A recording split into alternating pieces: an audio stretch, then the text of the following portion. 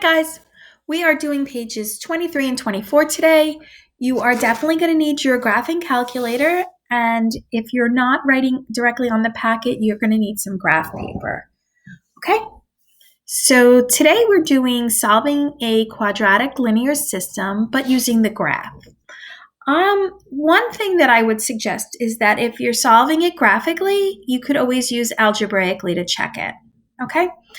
So just like the day before, we can get three possibilities for solutions. So let's just say that this is my parabola, this is my parabola, and this is my parabola. Okay, so when a line comes in, a line can go through the parabola and you can get two points. Okay, 2 points of intersection, two solutions. Or it could be what we call tangent to the parabola, and that would mean that it has only 1 point of intersection, tangent to the parabola. Or it can completely miss the parabola altogether, which would be no solution. Okay? Now, if there's context, no solution is definitely a possibility. But generally, when we're graphing it, you're usually going to get at least one solution. Okay, so I have y equals x squared minus 4x plus 2, and that's in y equals form, so that's good to go to graph. And then I have y equals x plus 2, and that's also good to go to graph because it's in y equals form. I'm going to graph the first thing is the line, and I'm just going to do that because that's an easy one to graph. You know, it has a slope of 1. So y-intercept of 2, so that's just so easy to graph. As far as labeling goes, you need to label at least one of your functions, preferably 2, but at least 1. Okay, so I'm going to go to my graphing calculator and I'm going to enter that function. X squared subtract 4x and then add 2. Ooh, that means that 2 is the y-intercept. I think I already know one of the points. All right, here's the graph. Okay, so I'm going to go second table to grab me some really nice points. Okay, so I like that -1, 7. I like 0, 2. I like 1, -1. I like 2, -2, which happens to be the vertex. And then I like all the matching points. So 3 with the -1, 4 with the 2, and 5 with the 7. In this case, there's really no rule for how many points that you have to make. It's just going to be get enough points so that you can find the intersection. I would say 5 is the least amount you would want, but get enough so that you can find the intersection. Okay, so -1, 7, 0, 2, there's one solution. And then I have 1, -1, 2, -2, and then back up again.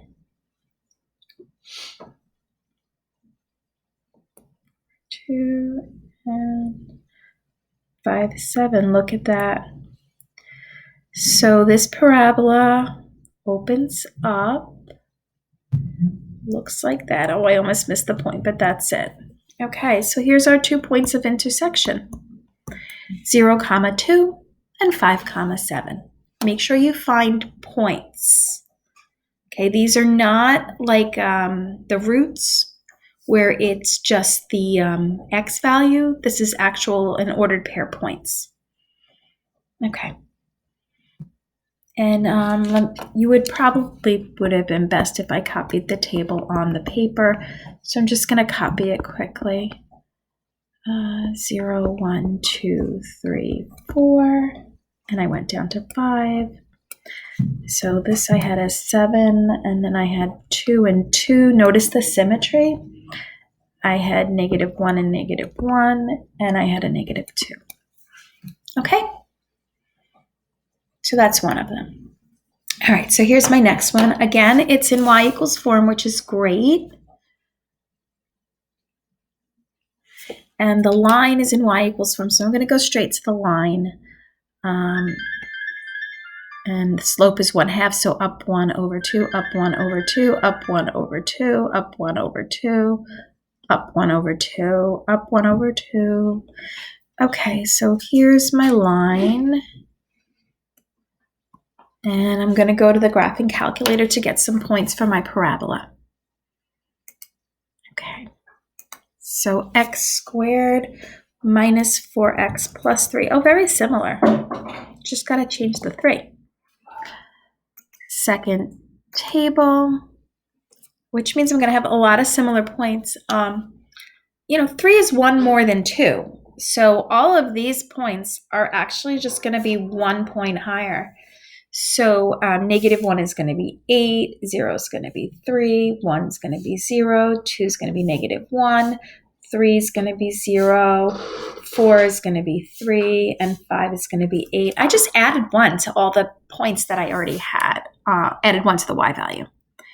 Okay, so here we go. Whoops. Oh, now you see what's coming ahead. Oh, here we go. Oh, I keep bringing up the wrong thing. Sorry, guys. Okay, here you go.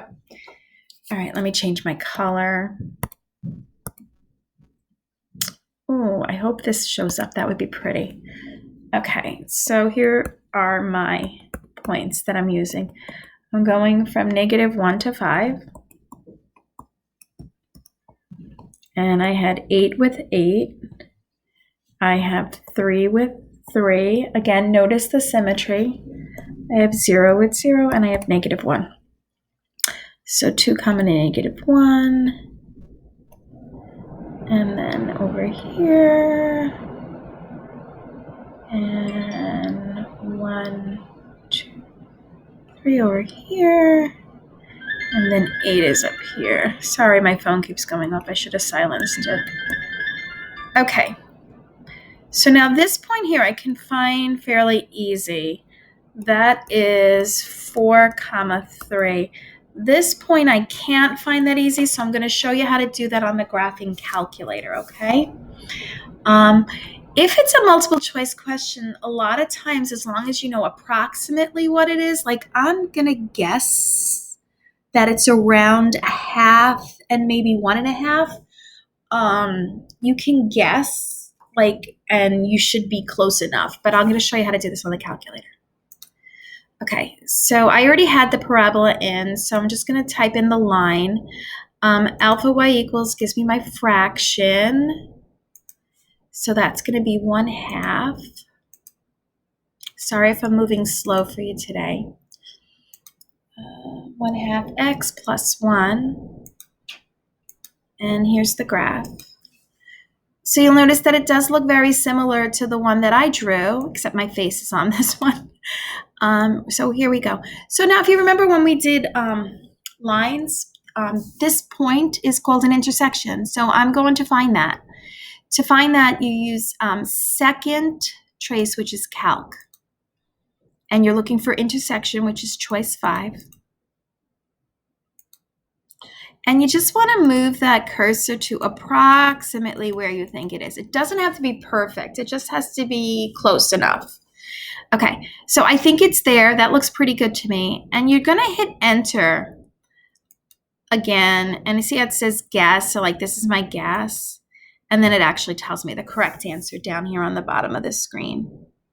Okay, so the second point of intersection is 1/2 and 1.25. Okay, and you can write it as a fraction or a decimal, whatever makes you happy. If it was money, I would totally go decimal, but this is not money. There's no context here. So, not everything is an integer. It's still, obviously it's still rational, but it's just not an integer. Okay, and you should label at least one of your graphs. I prefer to label both, but the rule is that you have to label at least one. Follow the rules. All right, so here's the last one, and this one is where I'm going to also show you how to do the check. Okay, so I've got my parabola ready to go. It's y equals x squared minus 6x plus 5. And I'm going to change my line into slope-intercept form. So I'm actually going to move the y and then move the 1, which is a little weird, but you'll see why. So if I move the y becomes positive, which is what I wanted. That's why I was moving it. And then if I move the 1 becomes negative. So this is really what I'm graphing. So that's over here, and it has a slope of 1. I don't know if you can hear it in the back room, but I have one of those like Roombas vacuuming. So I hear it. I don't know if you hear it. Okay. So yes, I'm teaching class and vacuuming at the same time. What a multitasker. Okay. So here we go back. Okay. So y equals x squared minus 6x plus 5. Okay, so here's the graph of the parabola. That's the old line. Let me put in the new one. Why not?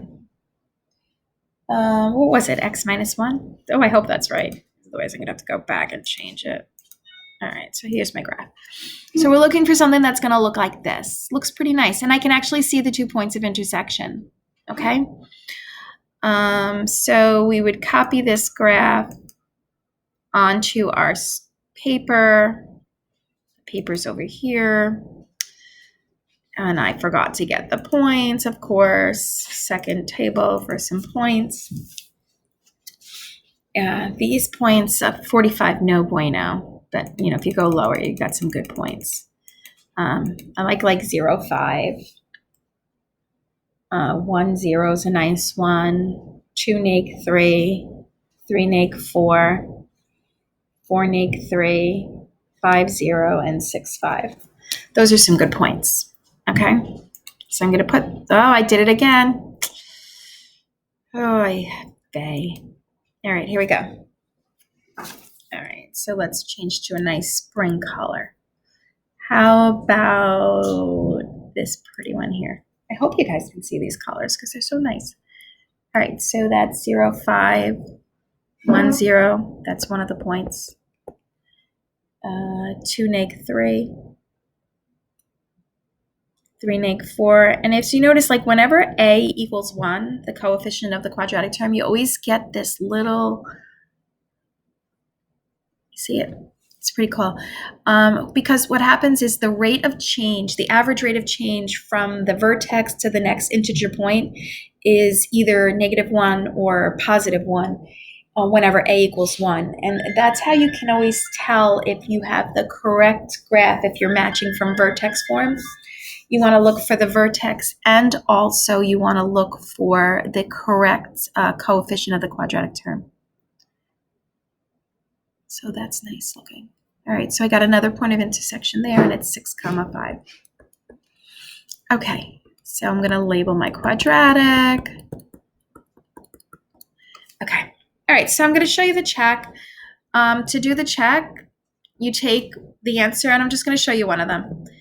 You take the answer that you have and you plug it into the equations that you are given. So I have y equals x squared minus 6x plus 5, and I have x subtract y equals 1.